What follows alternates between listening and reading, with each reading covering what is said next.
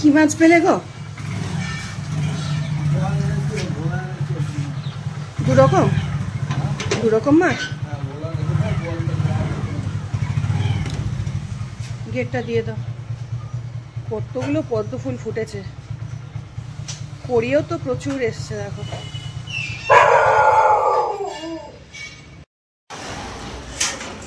সন্তি সর।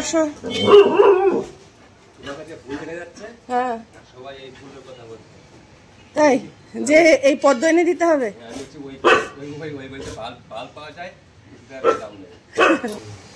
অনেকে এসে এখানে দাঁড়িয়ে থাকছে, দাঁড়িয়ে থেকে বলছে কোথা থেকে এগুলোকে বিক্রি করবেন নাকি, কোথা থেকে নিয়েছে। না আমি এখন বাল্ব বিক্রি করবো না, তো সব হচ্ছে সবাই গাছে ফুল ফুটছে, এখন তো তোলার সময় হয়নি। এটা নতুন, এটা জলে বসানো, এখনো মাটি দিইনি, তাতেই করি চলে এসছে দেখো না। গাছ পুরো ঝিমিয়ে গেছে। শুভ সকাল বন্ধুরা, আমি রাখি, আমি আমার মতো আরেকটি ব্লগ শুরু করে দিলাম। আজকে কি বার? আজকে সোমবার। আর সকাল সকাল আমার গাছপালা চলে এসছে, আর আমার মুখের হাসিটা দেখেছেন, এত চওড়া হয়ে গেছে। গাছপালা আসলে আর এই সুন্দর সুন্দর ফুল ফোটা দেখলে মনটা এত খুশিতে ভরে যায়, কি বলবো বন্ধুরা। আর সবাই জানেন তো এই পদ্ম ফুলগুলো ফোটা দেখে আমার বাড়ির সামনে তো দাঁড়িয়ে পড়ছে, জিজ্ঞাসা করছে যে বিক্রি করেন নাকি। আর ওই যে দাদা ওই গাছ দিতে এসেছিলেন, তো তাকেও ধরছে যে ওই রকম গাছ কোথায় পাবো, ওটাই এনে দিন। তো এই সমস্ত নিয়েই কথাবার্তা চললো। উনি চলে গেলেন, মিস্টার ঘরাই হচ্ছে ঢুকেছে। আমি স্নান টান করে বেরিয়ে এসেছি, দেখুন স্নান করেছি, আমার পুজো টুজো দেওয়া হয়েছে। মিস্টার ঘরাই গেছিলেন সকাল সকাল একদম বাজারে। এখন কটা বাজে বলুন তো? এখন 9টা বাজেনি। 9টা বাজেনি না গো, না 9টা বাজেনি এখনো, ওই 15টা ওরকম বাজে। মিস্টার ঘরাই বেরিয়ে যাবেন, তাই জন্য ওই যে কী বলে ব্রেকফাস্ট দিয়েছি, পান্তা ভাত আর আলু সেদ্ধ মাখা। এই হচ্ছে মিস্টার ঘরাইয়ের ব্রেকফাস্ট। আবার ছেলের আবার অন্য খাবার দাবার আজকে। ছেলে বলেছে মা দধি কর্মা খাবো, ওই টক দই চিড়ে খই যেগুলো দিয়ে ওগুলো মেখে চুপে ওটা দিতে হবে। এই আয় সন্ধ্যি আয়, এছো মামা, মন খারাপ করো না, কেউ এলেই বাড়িতে ওর আনন্দে হয় একদম লাফালাফি। আর আমার মাছগুলোকে দেখিয়ে দিই, এই কটা মাছই রয়েছে, গামলার জলটাও একটুখানি পরিষ্কার করতে হবে। এই দেখুন কি কি মাছ এনেছে। এইটা আছে ভোলা মাছ, এটা হচ্ছে কালকের জন্য তুলে রাখলাম, ওটা ফ্রিজে ঢুকিয়ে দেবো। আর এখানে হচ্ছে বোয়াল মাছ, আমি নিজে থেকে বললাম যে বোয়াল মাছ আনো, খেতে ইচ্ছা করছে, জানি না আজকে চোখ মুখ কীভাবে পুড়বে। আর এই যে এটা হচ্ছে মাছের ডিম। মাছের ডিম আমার ভীষণ প্রিয়, কেউ যদি এমনি নুন জলে সেদ্ধ করে দিয়ে দেয় আমি এমনি খেয়ে নেবো। শিরোরও প্রচণ্ড পছন্দ করে শিরো, মানে শিরো অনেক সময় হয় না যে ও খেতে ইচ্ছা করছে না, খায় না, তখন ওই মাছের ডিম ওই হলুদ দিয়ে সেদ্ধ করে দিয়ে দিই, বুঝলেন। তো আজকে ওর সেদ্ধ ওরকম করবো না, আজকে হচ্ছে বড়া করবো। এর মধ্যে একটুখানি পেঁয়াজ, কাঁচা লঙ্কা আর একটু রসুন থেতো করে এর মধ্যে দিয়ে তারপরে হচ্ছে এই বড়া ভাজবো।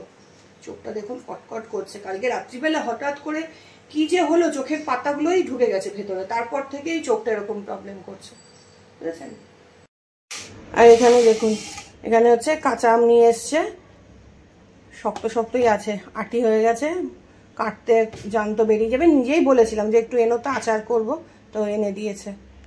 আজকালের মধ্যে যদি এই আমটা করে না নিতে পারি, মানে আচারটা, অন্তত আমটা কেটে অন্তত একটু রোদ যদি না খাওয়াতে পারি, ও পেকে একদম একাকার হয়ে যাবে, সে আর করাই যাবে না, বুঝলেন। কিন্তু এটা কাটতে তো সময় লাগবে, আর আমার বটিটা খুব একটা ইউজ হয় না, তো ওই ধারটা কতটা কি আমি সেই নিয়েও চিন্তা করছি। আমের আচার, ফুলের আচার খেতে তো ভালো লাগে, কিন্তু এর পেছনে খাটনি আছে। মিস্টার ঘরাইকে একবার বলাতেই নিয়ে চলে এসছে।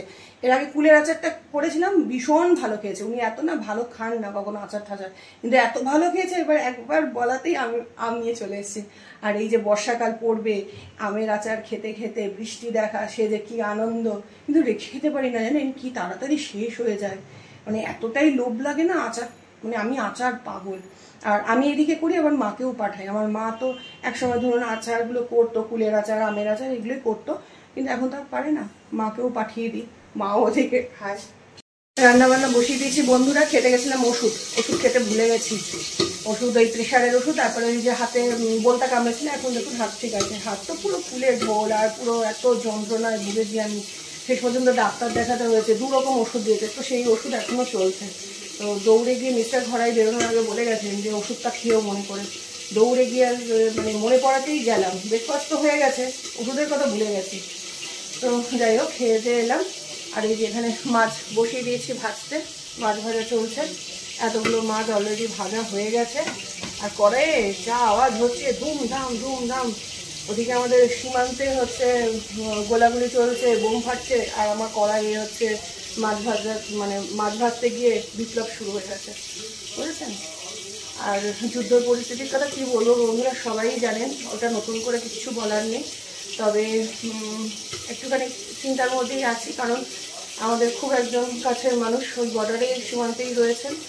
খবর নেওয়ার চেষ্টা করছি, যতটুকুনি পাচ্ছি খবর। ভালো আছে এইটুকুই বলবো, কিন্তু এর থেকে বেশি কিছু বলবো না। চারিদিকে সব চোখ পেতে বসে আছে, তো সেই নিয়ে কিচ্ছু বলবো না, কারণ কোনো ইনফরমেশনই আমাদের সোশ্যাল মিডিয়া দিয়ে ছড়ানো কোনোভাবেই যাবে না। এই কিন্তু ভালো আছে এইটুকুই বলবো। আর আমরা মানে কী বলুন তো, সবসময় কামনা করছি যে আমাদের দেশের সৈনিকরা যাতে ভালোভাবে এই ওটা মিটিয়ে যাতে ফিরতে পারে, যে যার বাড়িতে ফিরতে পারে, সারাক্ষণ না এই কামনা করছি। মিস্টার ঘরাই এসছেন, আর একটু শরবত করে দিই, একটু কতিলা আর হচ্ছে গ্লুকন-ডি মিলিয়ে। খাওয়ার সময় হয় না গো,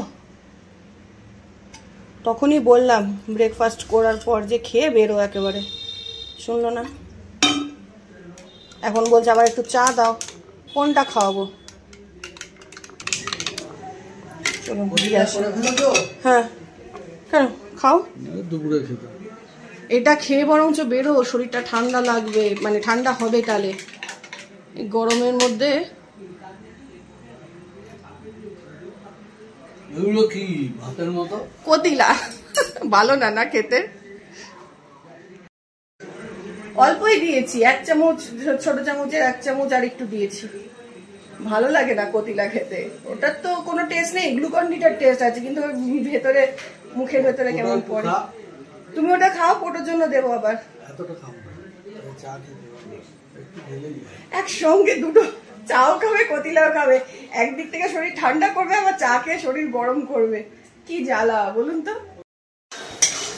এদিকে এই যে মাছের আলু মশলা দিয়ে কষাকষি চলছে, আর এদিকে চায়ের জল বসিয়েছি।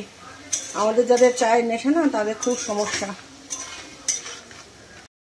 এই গরমকালেও চা ছাড়তে পারি না, অনেকে চা ছেড়ে দেয়, কিন্তু আমাদের এমন নেশা হয়ে গেছে না। মিস্টার ঘরাইয়েরও এত নেশা বেড়েছে বন্ধুরা, কি বলবো। রাত্রি 11টার সময় বাড়ি ফিরেও বলবে একটু চা করে দাও। অবশ্য আমারও তো, উনি খেলে আমিও 1 কাপ খেয়ে নিই। জল ঢেলে দিলাম, একটু ফুটতে দেবো। আর এদিকে আমার এই যে চাও হয়ে গেছে, চাটা ছেঁকে দেবো, নাহলে তিতো হয়ে যাবে। আমিও চা খাবো, আজকে আর কফি খেলাম না, থাক, কফি আবার পরে খাবো। একটু জলটা কম হয়ে গেছে, হইতেই হবে। মিস্টার ঘরাই খান চা, তবে বেশি খান না, অল্পই খান। এখানে মাছের বড়া ভাজা চলছে, মাছ তো হয়ে গেছে, এখন বড়া ভাজছি। আর এখানে যে ভাত বসিয়ে দিলাম, আর এই যে এতগুলো বড়া ভাজা হয়েছে। একটু খাই। হ্যাঁ, এই যে কি মানে জিনিস, লোক সামলানো যায় না, যতই ডায়েট করি যাই করি না কেন। মানে কি বলুন তো, নিজের আত্মাকে কষ্ট দিয়ে কিছু হয় না। একটুখানি খেলে কিচ্ছু হবে না। আহা, একটু রসুন দিয়েছি, আহা দারুণ হয়েছে। ওর বাবা এসে বললো তরকারি টরকারি কিচ্ছু করো না, গতকালে এখনো তরকারি পড়ে আছে, হচ্ছে বড়া ভাজো, ডাল আছে আর মাছ করেছো, ব্যাস। না আমার তো একটু সবজি লাগে, তো আমি ভাবছি ভেন্ডি কটা সেদ্ধ করে নেবো। সত্যি বলছি বন্ধুরা, নিজের আত্মাকে কষ্ট দিয়ে কখনো ডায়েট করা যায় না। আমি তো পারিনি, আমি টুকটাক এটা ওটা খেয়ে নিই। তবে আমার যে ডায়েটিশিয়ান এত ভালো আমার ডায়েট চার্ট করে দিয়েছে, কি বলবো। একদম প্রথম দিকে না আমার খুব কষ্ট হতো, প্রচণ্ড খিদে পেত। আর প্রথম দিকে চার্টে আমার অনেক কিছু খাবার ছিল, এক এক দিন এক এক রকম। সেখানে হচ্ছে ম্যাগি ছিল, তারপরে ব্রেকফাস্টে বলছি ডিম ছিল, অমলেট ছিল, পোহা ছিল, রুটি তরকারি ছিল, পরোটা ছিল, তারপরে দুপুরবেলা ভাত ছিল, রাত্রিবেলা ভাত ছিল, ফল ছিল, দই ছিল, সবই ছিল। আস্তে আস্তে মানে ওইটাই তখন আমার না খুব কষ্ট হতো, যে মানে খিদে মিটছে না, কিন্তু পরিমাণটা কম, পরিমাণ যে পরিমাণে বলে দিত সেই পরিমাণে। তারপরে আস্তে আস্তে যখন দেখছে যে আমার ওই খিদের ইয়েটা কমে গেছে, আস্তে আস্তে চারটা চেঞ্জ করতে থাকলো। হয়তো সকালবেলা একটা ডিম সেদ্ধর সঙ্গে একটা আপেল, তারপরে মিড মর্নিংয়ে একটা ফল, তারপরে দুপুরের লাঞ্চে ধরুন কখনো কিনুয়া দিয়েছে, কখনো হচ্ছে খালি হচ্ছে তরকারি ডাল মাছ সেটা দিয়েছে, কখনো রুটি দিয়েছে, চালের মানে গুঁড়োর রুটি দিয়েছে, মানে চালের আটের রুটি সেটা দিয়েছে। রাত্রিবেলা কখনো ওই চিকেন সটে, সবজি সটে, কখনো পনির সটে, আবার কখনো রাইসও দিয়েছে। আবার অনেক সময় আমি তো খুব খেতে ভালোবাসি, যদি বলি যে আমার খুব ইচ্ছা হচ্ছে ঘি ভাত খাই, ঘি আলু সেদ্ধ ভাত, বলে খাও খাও, কিন্তু ভাতটা পরিমাণটা বলে দিত সেই রকম ভাবে, কতটা ঘি নেবো সেটাও বলে দিত, আলু সেদ্ধ কতটা নেবো সেটাও বলে দিত, মানে সেটাও খেয়েছি আমি। আর মানে একই ডায়েটের চার্ট আমার না মানে একই রকম চলেনি, আমার সপ্তাহে সপ্তাহে চেঞ্জ হয়েছে। কখনো মানে একদিনের জন্য একটা ডায়েট দিল, শুধুমাত্র একদিনের জন্য, ওয়েট একটা জায়গায় গিয়ে আটকে যায়, সেটাকে ব্রেক করার জন্য আমার চার্ট হতো একদিন বা দুদিনের জন্য অন্য হলে আবার অন্য চার্টে চলে গেল। এইরকম ভাবে আমি পুরো মানে আমার ওয়েট লস জার্নিটা আমার এরকম ভাবেই চলেছে। মানে কত রকম খাবার যে আমি মানে খেয়েছি, সবই কিন্তু ঘরোয়া খাবার। দু একটা খাবার আমাকে কিনতে হয়েছে, কিন্তু খুব একটা কস্টলি তা না, সবগুলোই হেলদি। নানা রকম ফুডের সঙ্গে আমি পরিচিত হয়েছি। এই করে আমার কত কিলো এখন 12 না 13 কিলো ওয়েট আমার কমেছে। আমার এখনো 2 কিলো বাকি আছে। প্রথমে 10 কিলো ওয়েট কমার জার্নিতে আমি জয়েন করেছিলাম, তো সেটা যখন কমপ্লিট করলাম 10 কিলো আমার হয়ে গেছে, আমি বেরিয়ে এসে দেখলাম 10 কিলো কমপ্লিট। তারপরে আবার 5 কিলোর জন্য আমি জয়েন করেছি।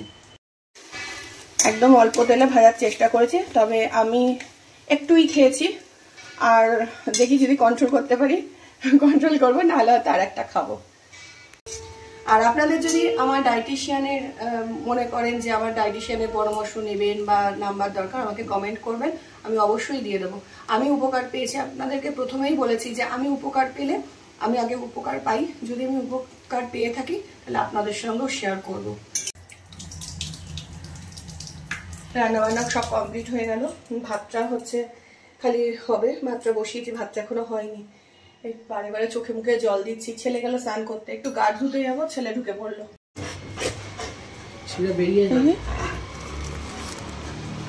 ও অর্গানাইজার,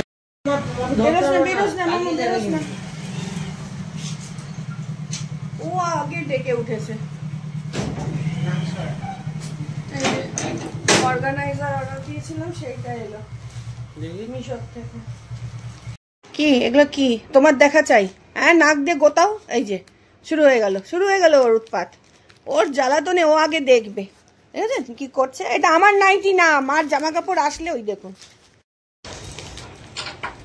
এই যে এই ধরনের অর্গানাইজার গুলো ওই আলমারিতে জামা কাপড় রাখার জন্য সাজিয়ে গুছিয়ে, তারপরে আমার ওই খাটের তলায় ওই বিছানার চাদর, পিলো কভার এগুলো যাতে গুছিয়ে রাখতে পারি, তার জন্য এগুলো অর্ডার করেছিলাম। কিন্তু খুব একটা দেখে না মানে মন মতো হলো না, প্রিন্টটাও বড্ড হালকা, কোয়ালিটিটাও মোটামুটি। মিশো এক একটা প্রোডাক্ট এত ভালো দেয় এক এক সময়, আর এক একটা এমন দেয় মানে কি বলবো আর কি। যাই হোক, এটা রাখবো না আবার ফেরত পাঠাবো না কি করব সেটা পরে ভাবনা চিন্তা করছি। এখন বেজে গেছে দুপুর 2টো। ওর বাবাই যে এলো, আমার আর আমার সন্টির লাঞ্চ কমপ্লিট। ছেলে খেলো না, ছেলে বসে থাকলো বাবার জন্য। বললাম তাড়াতাড়ি করে খেয়ে নে আমাদের সঙ্গে, ও খাবে না, ওর বাবার জন্য বসে থাকবে, কি আর করা যাবে। তো ওরা এখন ওর বাবা গেছে স্নান করতে, এখন হচ্ছে দিয়ে দেবো ওদেরকে, ওর বাবা বেরোলেই খেয়ে নেবে। তো চলুন বন্ধুরা, আজকের মতো ব্লগটা আমি এখানেই এন্ড করে দিলাম। যদি ব্লগটা ভালো লেগে থাকে অবশ্যই লাইক কমেন্ট শেয়ার করবেন, অবশ্যই সাবস্ক্রাইব করে দেবেন। দেখা হবে অন্য কোনো দিন অন্য কোনো একটা ব্লগে। আজকের মতো টাটা, সবাই ভালো থাকবেন, সুস্থ থাকবেন, সাবধানে থাকবেন।